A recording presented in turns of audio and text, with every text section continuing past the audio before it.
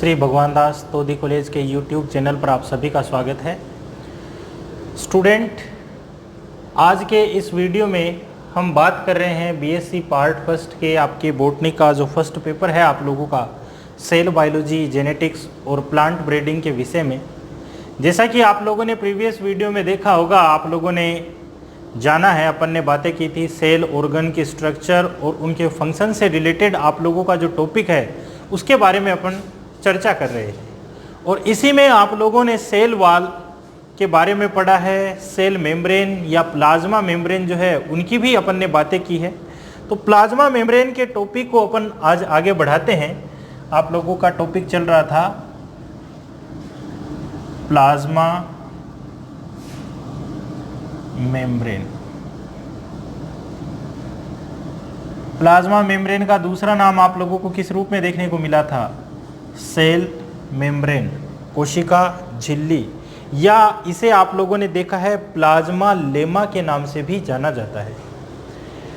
Discovery की अपन ने बातें की थी तो आप लोगों ने देखा है कि इसको सेल मेम्ब्रेन जो नाम दिया गया है वो किसके द्वारा दिया गया था? सी नगेली और सी क्रेमर के बारे में आप लोगों ने पढ़ा है।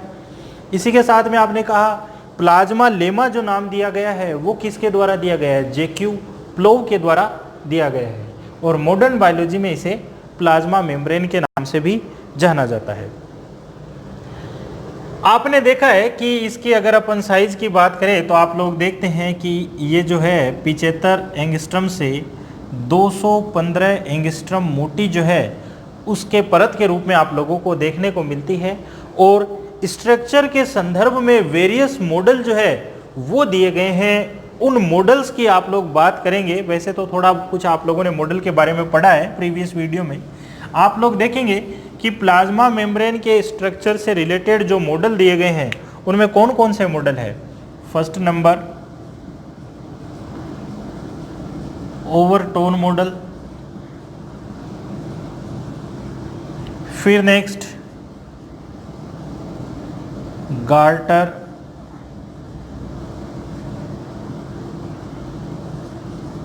ग्रिंडल मॉडल, फिर next Danielli and Davson model, फिर next Robertson unit membrane model, और नेक्स्ट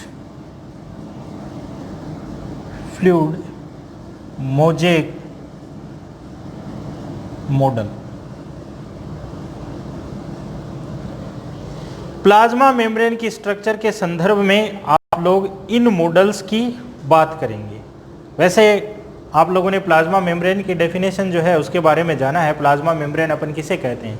आपने कहा कि चाहे वो प्लांट सेल हो चाहे वो एनिमल सेल्स हो, उनके अंदर क्या है? बाहर की तरफ एक पतली लचीली झिल्ली जो है वो पाई जा रही है जो कि चयनात्मक पारगम्य या सेलेक्टिव परमिएबल मेम्ब्रेन का काम करती है, जो कि किस नाम से जानी जाती है? आपकी प्लाज्मा मेम्ब्रेन या सेल मेम्ब्रेन के नाम से जानी जाती है।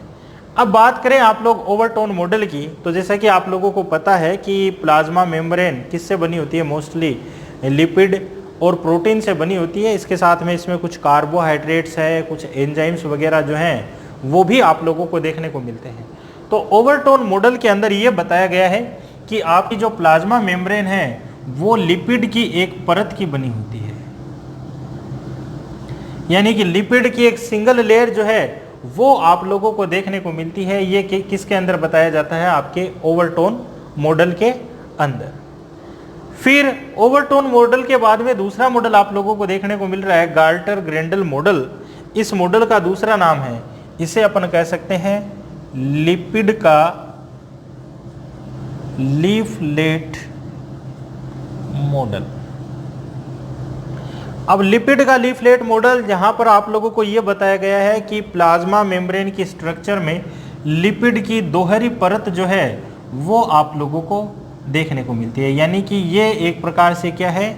लीफलेट के रूप में आप लोगों को देखने को मिलता है। तो ये सारी स्ट्रक्चर आपको कहाँ पर देखने को मिल रही है, गार्टर ग्रेंडल मॉडल, या अपन इसे क्या कह रहे हैं, लिपिड लीफलेट मॉडल के नाम से जानते हैं। फिर नेक्स्ट बात करें अपन डेनियल डेवसन मॉडल की, तो आप लोग देखेंगे कि जो प्लाज्मा मेम्ब्रेन है वो लिपिड के साथ में इसमें प्रोटीन जो है वो भी पाया जा रहा है। तो अंदर का जो मिडिल पोर्शन है वो तो किस चीज़ का बना हुआ है, आप लोग देख रहे हैं लिपिड का बना हुआ है, और बाहरी और आंतरिक परत जो है यहाँ पर आप लोगों को क्या देखने को मिलेगा, प्रोटीन की जो लेयर है वो आप लोगों को देखने को मिलती है। तो ये सारा का सारा आपको कहाँ पर देखने को मिलता है, डेनियल डेवसन मॉडल में, जहाँ पर आप लोग देखेंगे कि प्रोटीन की जो बाहरी परत है ये होती है 20 एंगस्ट्रम मोटी, आंतरिक परत 20 एंगस्ट्रम मोटी, और बच गया आपका 35 एंगस्ट्रम मोटा जो है वो लिपिड का जो लेयर जो है उसके रूप में आप लोगों को देखने को मिलता है। टोटल आप लोग देख रहे हैं कि 75 एंगस्ट्रम के रूप में आप लोगों को देखने को मिलता है। तो ये सारा का सारा आपको कहाँ देखने को मिल रहा है, डेनियल डेवसन मॉडल में।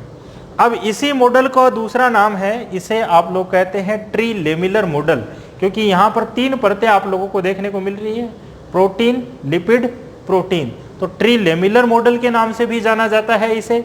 और दूसरा आप लोग देख रहे हैं कि ये सैंडविच के जैसा आप लोगों को देखने को मिलता है, इस कारण से इसे सैंडविच मॉडल के नाम से भी जाना जाता है। तो इसी मॉडल का नाम है डेनियल डेवसन मॉडल को अपन क्या कह सकते हैं,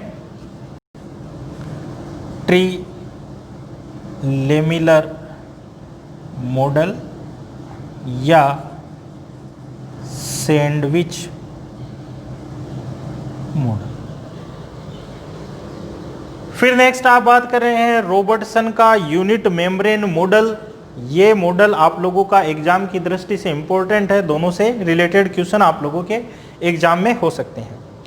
रॉबर्टसन यूनिट मेम्ब्रेन, रॉबर्टसन ने ये माना है कि आपकी जो प्लाज्मा मेम्ब्रेन है इसमें मोस्टली 3 परत पाई जाती है, जिसमें बाहरी परत जो है वो किसकी बनी होती है, प्रोटीन की। आंतरिक परत ये किसकी बनी हुई है, प्रोटीन की। और मिडिल लेयर जो है वो किसकी बनी हुई है, आप लोगों की लिपिड की बनी है। यानी कि ये प्रोटीन लिपिड प्रोटीन या अपन कह दे लिपोप्रोटीन की एक यूनिट से मिलकर आपका प्लाज्मा मेम्ब्रेन का निर्माण होता है। इस कारण से इसे क्या कहते हैं, रॉबर्टसन का यूनिट मेम्ब्रेन मॉडल, जिसमें आप लोग देख रहे हैं कि प्रोटीन का स्तर कितना मोटा है, 20 एंगस्ट्रम मोटा, आंतरिक स्तर 20 एंगस्ट्रम मोटा, और लिपिड का मध्य स्तर जो है वो कैसा है, 35 एंगस्ट्रम मोटा आप लोगों को देखने को मिलता है। तो ये हो गया आपका रॉबर्टसन का यूनिट मेम्ब्रेन मॉडल। फिर नेक्स्ट बात करें फ्लूइड मोज़ेक मॉडल। ये इंपॉर्टेंट क्वेश्चन है, यहां से आपका ऑब्जेक्टिव टाइप क्वेश्चन भी बन सकता है, आपका डिस्क्रिप्टिव टाइप जो क्वेश्चन है वो भी बन सकता है। फ्लूइड मोज़ेक मॉडल क्वेश्चन पूछा जाता है ऑब्जेक्टिव टाइप में, फ्लूइड मोज़ेक मॉडल किसके द्वारा प्रपोज्ड किया गया है, तो आप लोगों को ध्यान रखना है किसके द्वारा दिया गया है, यह है सिंगर एंड निकोलसन के द्वारा दिया गया है। किसने दिया है, सिंगर और निकोलसन ने। अब आप लोग देखेंगे कि यहां पर फ्लूइड के रूप में किसे रिप्रेजेंट करते हैं अपन, यानी कि ये तो क्या है आपका लिपिड पार्ट है, और मोज़ेक पार्ट क्या है आप लोगों का, प्रोटीन भाग जो है वो आप लोगों को देखने को मिलता है। यानी कि लिपिड से क्या होता है, प्लाज्मा मेम्ब्रेन जो होता है उसकी स्ट्रक्चर जो है वो मोस्टली बनाई जाती है, और उसके अंदर जैसा आप लोगों को तरबूज देखने को मिलता है सेम टू सेम उसी कंडीशन में आप लोगों को फ्लूइड मोज़ेक मॉडल जो है वो बताया गया है कि जो तरल भाग जो है वो तो क्या है, लिपिड का है, जो कि प्लाज्मा झिल्ली का संरचनात्मक ढांचा बनाता है, और जो बीच में धसे हुए भाग आप लोगों को देखने को मिल रहे हैं वो कौन से हैं, आपके प्रोटीन जो है वो देखने को मिलता है। स्ट्रक्चर बनाकर अपन देखते हैं कि फ्लूइड मोज़ेक मॉडल आपको किस रूप में देखने को मिलता है।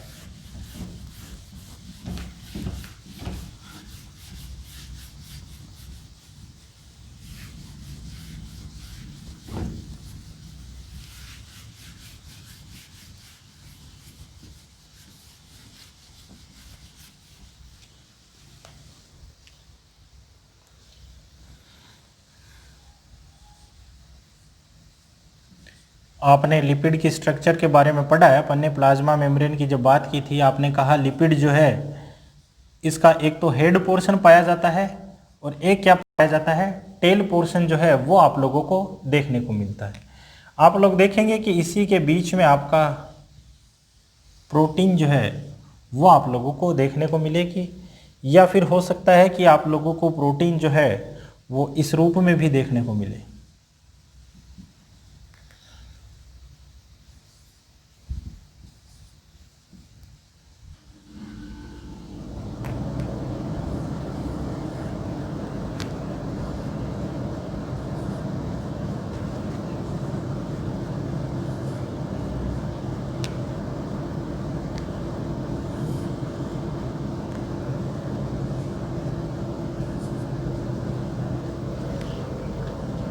ये आपका प्रोटीन भाग है,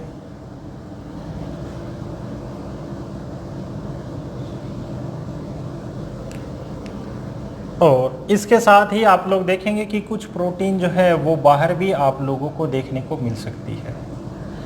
ये भी प्रोटीन प्रेजेंट होती है यहाँ पर। तो आप लोग देख रहे हैं कि फ्लूइड मोज़ेक मॉडल के अंदर ये तो क्या है, आपका पूरा का पूरा लिपिड लेयर है, लिपिड लेयर।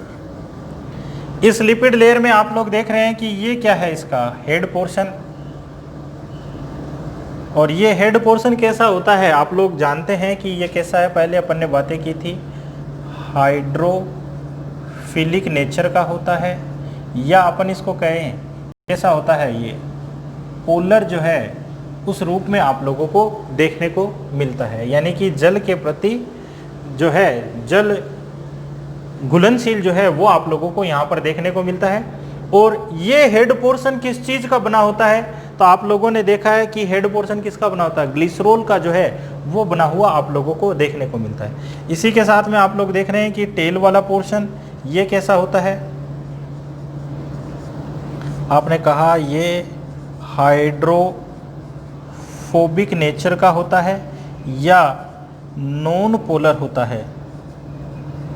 ये किसका बना होता है, आपने कहा कि ये किसका बना हुआ है, फैटी एसिड का बना हुआ है। आप लोगों को ध्यान में रखना है कि हेड पोर्शन ग्लिसरॉल का बना हुआ है, टेल पोर्शन फैटी एसिड का बना हुआ है। हेड पोर्शन को अपन क्या कहते हैं, हाइड्रोफोलिक एंड या पोलर एंड, जबकि टेल पोर्शन है उसको अपन क्या कह रहे हैं, हाइड्रोफोबिक एंड या नॉन पोलर एंड। तो ये तो हो गया आपका लिपिड के बारे में। इसी के साथ में आप लोग देख रहे हैं कि इसके अंदर प्रोटीन पाई जाती है। ये प्रोटीन दो प्रकार की है। फर्स्ट नंबर, इसको तो अपन क्या कहेंगे, एक्सट्रिंसिक, या इसका दूसरा नाम पेरीफेरल प्रोटीन। वहीं दूसरी प्रोटीन आप लोगों को देखने को मिल रही है कि लिपिड के स्तर के बीच में धसी हुई आप लोगों को देखने को मिलती है, तो इसे अपन क्या कहेंगे, इसका नाम है इंट्रिंसिक प्रोटीन। आप लोग देख रहे हैं कि ये इंट्रिंसिक प्रोटीन जो है वो दो प्रकार की आप लोगों को देखने को मिल रही है। एक तो लिपिड के पूरे स्तर के अंदर धसी हुई है, इसको तो अपन क्या कहेंगे, ये वाला तो जो भाग है आपका ट्रांस प्रोटीन। और एक आप लोग देख रहे हैं कि लिपिड के केवल आधे स्तर के अंदर ही धसा हुआ है, इसको अपन क्या कहेंगे, सिस प्रोटीन।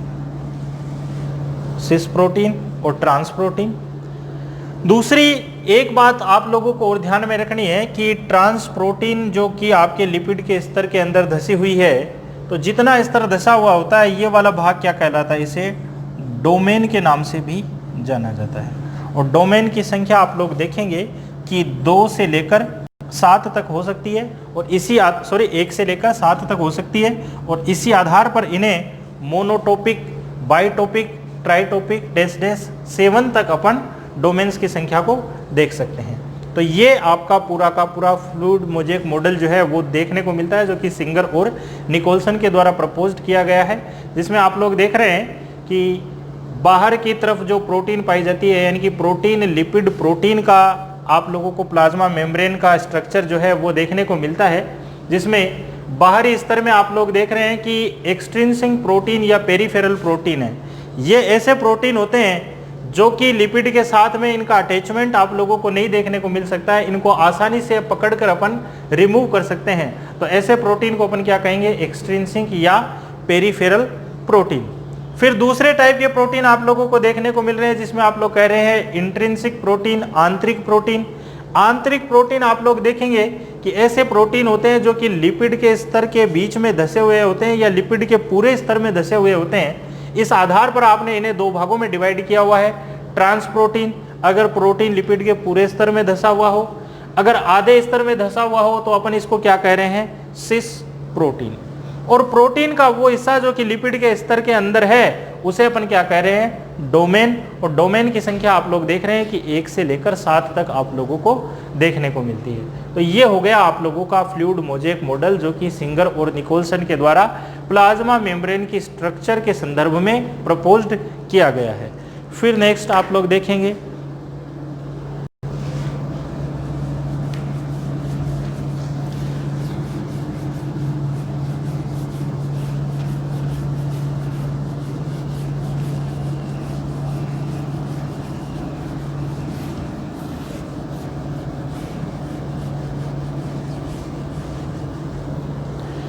प्लाज्मा मेम्ब्रेन की स्ट्रक्चर से रिलेटेड ही आप लोगों का आपने मॉडल्स पढ़े हैं। इसी के अंदर एक और मॉडल के रूप में आप लोगों को देखने को मिलता है जिसे अपन बोलते हैं मिसेलर थ्योरी।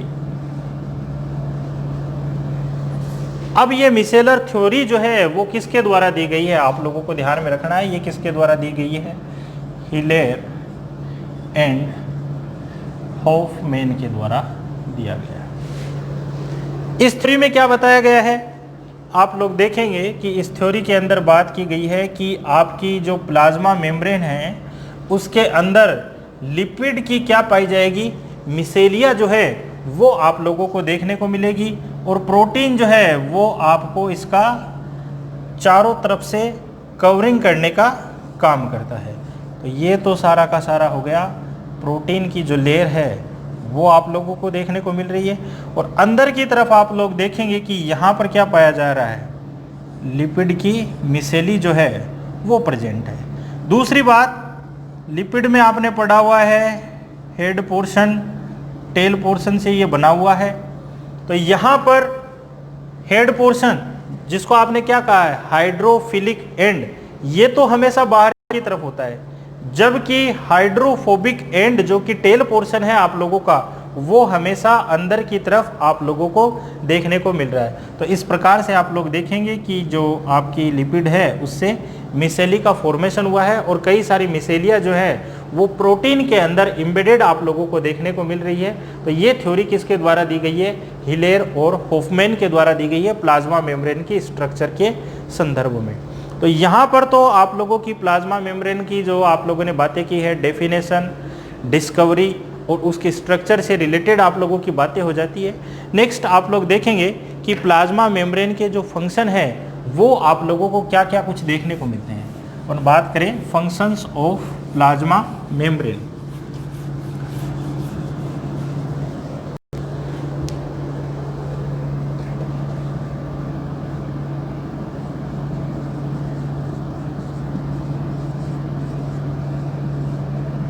प्लाज्मा मेम्ब्रेन के कार्य। अब प्लाज्मा मेम्ब्रेन के फंक्शन आप लोग देखें तो आप लोगों को देखने को मिलेगा ये क्या काम करती है। आप लोग देखेंगे रेगुलेशन ऑफ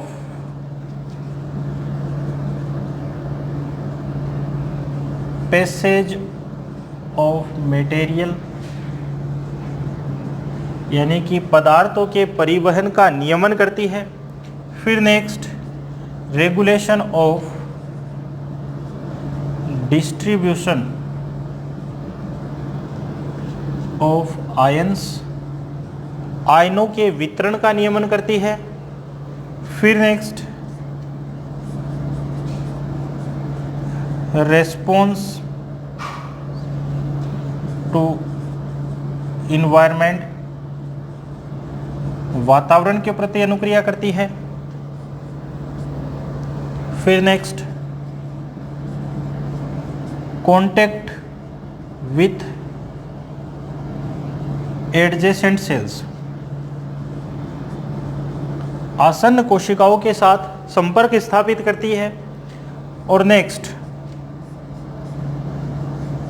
ट्रांसपोर्ट, पदार्थों का परिवहन करती है। और ट्रांसपोर्ट की बात करेंगे तो आप लोग देखेंगे कि यहाँ पर किस प्रकार का ट्रांसपोर्टेशन आप लोगों को देखने को मिलेगा। ऑस्मोसिस को शो करेगा। फिर नेक्स्ट एक्टिव ट्रांसपोर्ट, नेक्स्ट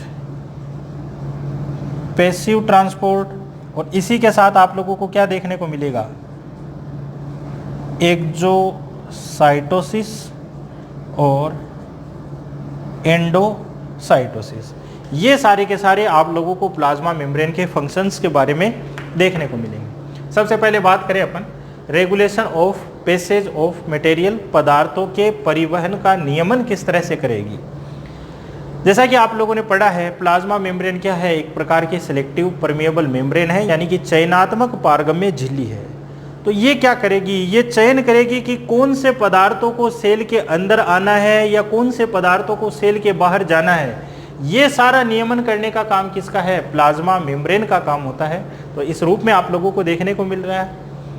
फिर नेक्स्ट आप लोग देख रहे हैं regulation of distribution of ion.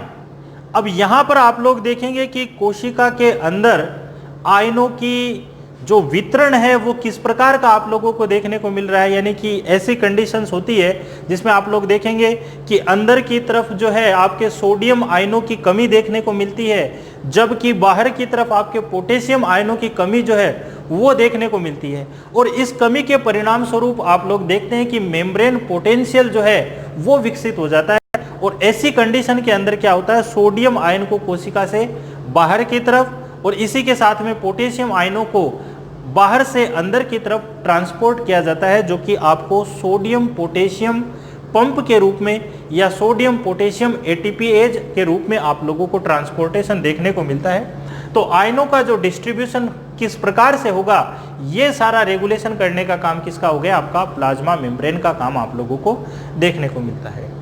फिर नेक्स्ट आप लोग कह रहे हैं रेस्पॉन्स टू इन्वायरमेंट, वातावरण के साथ अनुक्रिया दर्शाती है। क्योंकि प्लाज्मा मेम्ब्रेन के अंदर क्या है, आपने कहा प्रोटीन्स पाए जाते हैं। ये प्रोटीन क्या होते हैं, रिसेप्टर प्रोटीन होते हैं। तो रिसेप्टर प्रोटीन होने के कारण से ये क्या करेगा, ये देखेगा कि किस प्रकार से वातावरण के साथ में क्या कुछ चेंजेज आप लोगों को देखने को मिल रही है।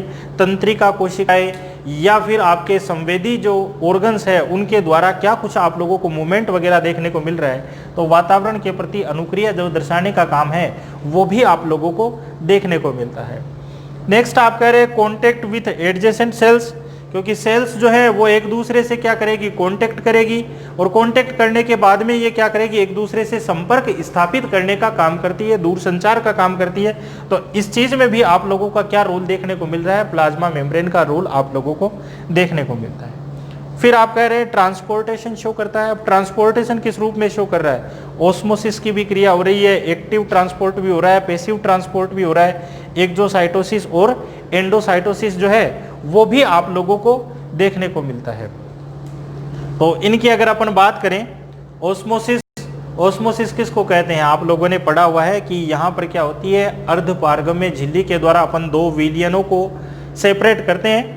उसमें से विलायक के जो अणु होते हैं वो क्या करते हैं, अर्धपारगम्य झिल्ली के द्वारा अधिक सांद्रता से निम्न सांद्रता की ओर मूवमेंट जो है वो शो करते हैं। तो ये सारा आपको ऑस्मोसिस के अंदर देखने को मिलेगा।